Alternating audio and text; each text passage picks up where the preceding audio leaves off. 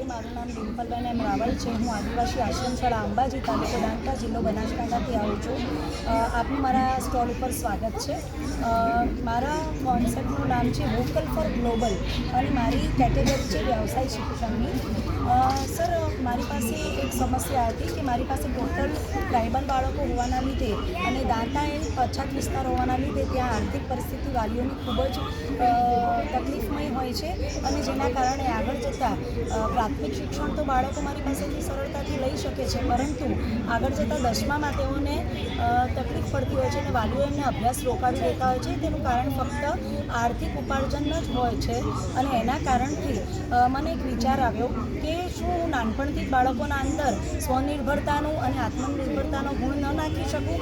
એટલા માટે મેં મારો આ જે પ્રયોગ છે એ લગભગ 2005થી ચાલુ છે, 2005થી।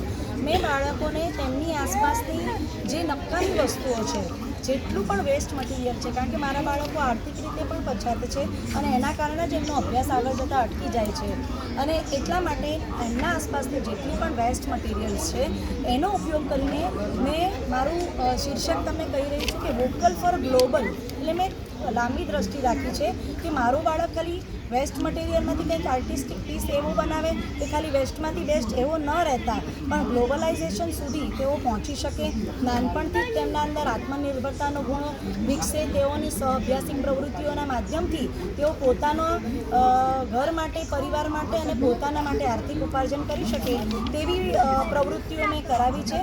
તમે જોઈ શકો છો કે જે વેસ્ટ વસ્તુઓ એટલે કે પ્લાસ્ટિક બોટલ્સ છે, પ્લાસ્ટિક કન્ટેનર્સ છે, આપણે પથ્થર છે, આસપાસ પડેલા લાકડા છે કે કોઈ પણ વસ્તુ ધૂળમાંથી પણ અમે વસ્તુ બનાવી છે। તમે જોઈ શકશો કે અત્યારે NEP 2020 અંતર્ગત પણ આપણે વ્યાવસાયિક શિક્ષણ ઉપર ખૂબ મોટો ભાર મૂકવામાં આવેલો છે। એટલા માટે મેં એ લોકોને સુંદર મજાની વસ્તુઓ એમાંથી જ બનાવતા શીખવાડી છે। તમે જોઈ શકશો કે આ પ્લાસ્ટિકનું કન્ટેનર છે અને એ સાથે જ આ આપણે નાની મોટી ધજાને બધું વાપરીને અમે આવો આર્ટિસ્ટિક પીસ બનાવવામાં આવેલો છે અને આ વસ્તુઓને આપણે જો બહાર માર્કેટમાં પ્લેસ આઉટ કરીએ છીએ તો બનેલી વસ્તુ છે 50 રૂપિયાના ખર્ચમાં બનેલી વસ્તુ આજે 1500થી 2000 રૂપિયામાં એ વેચી શકે છે। આની સાથે અમે બાળકોને આને વેચાણ કઈ રીતે કરવું એ પણ શીખવવામાં આવ્યું છે। તમે જોઈ શકો છો કે આ એક લાકડાનો ટુકડો છે અને એના અંદર અમે અંબાજી મુકામે રહીએ છીએ એટલે કે ત્યાં અમારે માર્બલ પાવડર મફતના ભાવે મળી રહે છે। એટલે આમાંથી એક નાનકડો સરસ મજાનો આર્ટ પીસ બનાવ્યો છે। આની અમારી જે ખર્ચ છે 3 રૂપિયાનું લાકડું છે અને બીજો સમજો કે 10 રૂપિયાનો ખર્ચ થાય અને એના અંદર બાળકની જે મહેનત છે એ બધો સમયગાળો પણ કેલ્ક્યુલેટ કરતાં બાળકોને શીખવાડ્યો છે। આની પડતર કિંમત કઈ રીતે તમે કાઢી શકો અને પછી નફાનું ધોરણ તમે કઈ રીતે એમાં કરી શકો એ બધું આપણે શીખવાડ્યું છે। તમે અંદર આવશો ત્યાં પ્લાસ્ટિકની પાણીની બોટલ છે, એટલે વેસ્ટ મેનેજમેન્ટ ઉપર પણ આપણે કામ કર્યું છે। પ્લાસ્ટિકની બોટલ છે પણ એમાંથી અમે આવો સુંદર મજાનો આર્ટિસ્ટિક પીસ રેડી કર્યો છે। આ તમને ક્યાંય જોવા નહીં મળે। આમાં એમના હોમવર્કની કિંમત છે, એટલે આ આપણા જે ઇનોવેશન છે એ લગભગ લાંબા ગાળાનું છે મારું અને આના અંદર બીજી સંસ્થાઓ, શાળાઓ પણ જોડાયેલી છે। આપણી દીકરીઓ તમે સર અંદર આવી શકો તો તમે વેસ્ટ મેનેજમેન્ટ ઉપર હું તમને બતાવી શકું છું કે મેં 4S ઉપર કામ કરેલું છે, પસંદગી, કૌશલ્યવર્ધન, એનું વ્યવસ્થાપન અને એમની સફળતા। આ પ્લાસ્ટિક બોટલ્સમાંથી અમે સુંદર મજાની એમની આપણા હાથના બલૈયા બનાવેલા છે જેની પરચેસ કિંમત 100થી 150 રૂપિયા છે અને અમને એક તક મળેલી હતી રાષ્ટ્રીય આર્ચરી સ્પર્ધા આપણે અંબાજી મુકામે યોજાયેલી હતી, ત્યાં આપણને એક સ્ટોલ ઊભો કરવાનો મોકો મળ્યો હતો અને તેના અંદર તમે જોઈ શકશો કે આ લાકડાની વસ્તુ છે, આના અંદર એક વિચાર આપણે બાળકોને નાખ્યો છે કે તમે તમારી જ આસપાસની વસ્તુઓને વાપરીને અને તમારા હુનરના માધ્યમથી ખૂબ ઓછી કિંમતમાં વસ્તુ બનાવીને ખૂબ ઊંચી કિંમતમાં વેચી શકો છો। આ વસ્તુ તમે જોઈ શકો છો કે આ લાકડાનો ટુકડો છે અને એના અંદર ફક્ત આ એક કોન વર્ક કરેલું છે।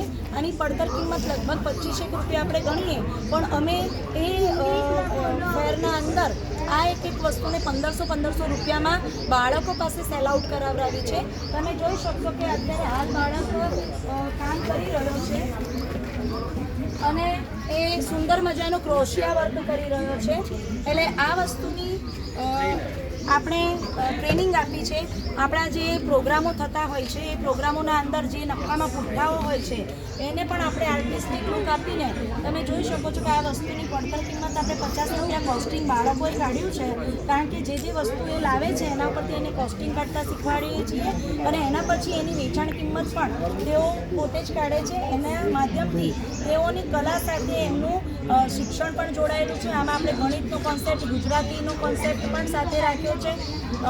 તમે અહીં આવીને હું તમને બતાવીશ કે તમે જોઈ શકશો કે પાણીની બોટલ છે એમાંથી આ સુંદર મજાનો આર્ટ પીસ બનાવવામાં આવ્યો છે, પુઠ્ઠું અને પાણીની બોટલ. આ પણ આપણે એક સરસ મજાની કલાકૃતિ છે. અને આ તમે જોઈ શકશો કે ફ્રીઝના આ એક સુંદર મજાનો આપણે ચાંપડો છે, વોલપીસ છે, પણ આને બનાવવા માટે પણ આપણે બાળકોને સરળતાથી વસ્તુ પ્રાપ્ત થઈ શકે તેમના ઘરની આસપાસની નકામી વેસ્ટ વસ્તુઓને એટલે કે વેસ્ટ મેનેજમેન્ટ માટે પણ અમે એમને તૈયાર કરેલા છે. તમે આ જોઈ શકો છો કે આ એક પીસ છે, આ આપણા રસ્તામાં પડેલી કપચી છે. એ કપચીના માધ્યમથી આપણે સુંદર મજાનો આ ફ્લાવર વાઝ રેડી કર્યો છે. આના અંદર પણ આપણે કાચની બોટલ જે રસ્તામાં રખડતી હોય છે અને આ કપચી એનું આપણે સુંદર મજાનું આપણે કાર્ય કરાવેલું છે. તમે અંદરની આ બધી આર્ટ પીસીસ જોઈ શકશો કે આ બધી જ વસ્તુ કલાત્મક વસ્તુ આપણે બનાવી છે. આનો મને ફાયદો એ થયો છે કે આ બાળકો સ્વનિર્ભર બન્યા. તેમના જે એજ્યુકેશન અટકી જતું હતું એ પોતાના જે સમયગાળો મોબાઈલો જોવામાં વાપરતા હતા એની જગ્યા પર એ લોકો હવે જાતે રાતના 2 કલાક કામ કરીને આવી આર્ટિસ્ટિક વસ્તુઓ બનાવે છે અને એનું વેચાણ કરીને પોતે તો પોતાના એજ્યુકેશનમાં વાપરી શકે છે, પણ માતા પિતાને પણ આર્થિક રીતે તે મદદરૂપ બની શકે છે. એટલે નાનપણથી જ આપણે એમના અંદર વ્યવસાયલક્ષી શિક્ષણ આપવાનો પ્રયત્ન કર્યો છે કે જે એના ભવિષ્યમાં ઉપયોગી થશે. જો કદાચ બાળકને કોઈક પદ ના મળે, કોઈક નોકરી ના મળે તો મારો બાળક નાસીપાસ થતો નથી અને એની જગ્યા ઉપર તે પોતાનો વ્યવસાય પણ મેળવી શકે છે. અને એના મારા 2-3 બાળકોએ આને પોતાના વ્યવસાયના તौर પર પણ તેઓએ તેનો ઉપયોગ કરેલો છે અને તેનો મને ખૂબ આનંદ છે. આ પ્રોજેક્ટ જો આગળ જશે તો હાલનો જે આપણો રાષ્ટ્રીય શિક્ષણ નીતિ 2020 અંતર્ગત આત્મનિર્ભર ભારતની જે વાત કરવામાં આવી છે તેના અંદર અમારા બાળકોનો અને અમારો સહયોગ રહેશે અને એ જ વિચાર આગળ લઈ જવા માટે મારો આ પ્રોજેક્ટ હું પ્રસ્તુત કરી રહી છું. થેન્ક યુ, ધન્યવાદ.